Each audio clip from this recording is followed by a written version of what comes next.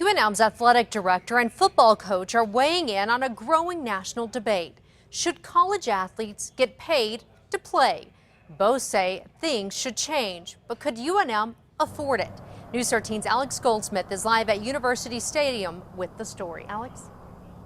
Jessica, the national conversation about whether college players should be paid or not has grown louder and louder as the amount of money generated by college sports has grown larger and larger.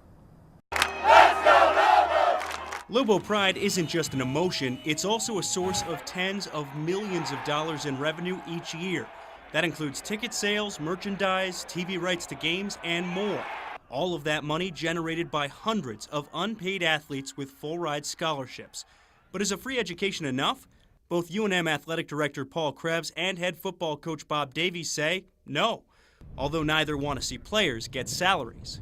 I think for what these players sacrifice, I do think they at least deserve a cost of living type increase. I will tell you that a full ride at a place like the University of New Mexico for 4 or 5 years is significant compensation. But I would support the idea of cost of living, a scholarship that is equal to the cost of living, or some small stipend. With the Texas A&Ms and the Floridas and the Michigans and Ohio States, those young guys are bringing in an unbelievable amount of revenue. But that's not the case at UNM right now. In fact, the athletic department needs university funding and student fees to pay its bills.